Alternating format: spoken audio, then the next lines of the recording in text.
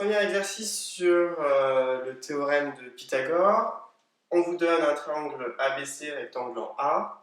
On vous donne AC qui vaut 4 cm, AB qui vaut 3 cm. Et la question c'est calculer BC.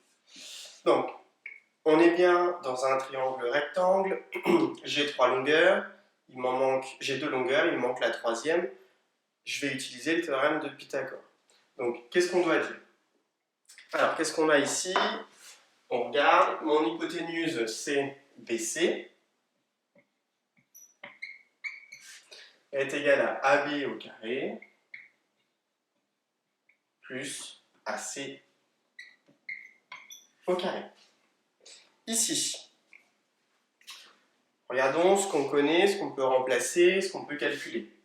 BC au carré, je ne sais pas BC, c'est ce qu'on cherche, donc on va laisser BC au carré. AB au carré, donc AB c'est 3, si je l'élève au carré, je vais avoir 3 au carré. AC c'est 4, je l'élève au carré, je vais avoir 4 au carré. Donc si on calcule ça, 3 au carré c'est 3 fois 3, c'est 9, 4 au carré c'est 4 fois 4, c'est 16, le tout me donne 25. La question c'est calculer BC, mais ici on obtient BC au carré. Donc quel est le nombre qui multiplié par lui-même va me donner 25? C'est assez facile à trouver, c'est 5, puisque 5 fois 5 égale 25. Donc BC, on le trouve en calculant la racine carrée de 25, qui nous donne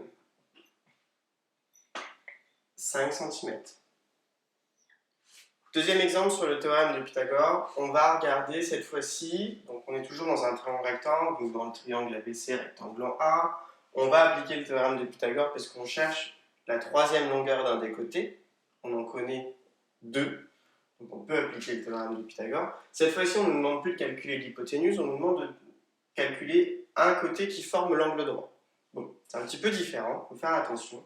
On va regarder, on a toujours la même formule, c'est BC, la même égalité de Pythagore, BC au carré égale AB au carré plus AC au carré. Cette fois-ci, je remplace. BC au carré, je le connais, c'est 10 au carré. AB au carré, c'est 6 au carré. Et puis AC, c'est la question, je ne sais pas.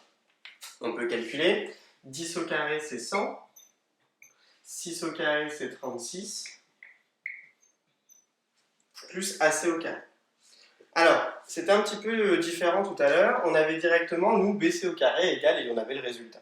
Ici, on a des nombres qu'on connaît à gauche de l'égalité, on a des nombres qu'on connaît à droite de l'égalité, mais notre inconnu, notre AC, est à droite et avec des nombres. On cherche 36 plus combien va me donner 100. Alors, quand vous faites une addition à trous comme ça, on sous-entend une soustraction.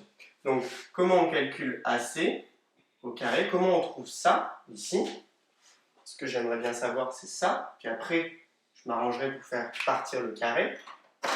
Si je fais AC au carré, ce qui me manque ici, c'est 100 moins 36. C'est-à-dire 64. Je cherche le nombre qui a été mis au carré, qui me donne 64. Un nombre multiplié par lui-même qui me donne 64.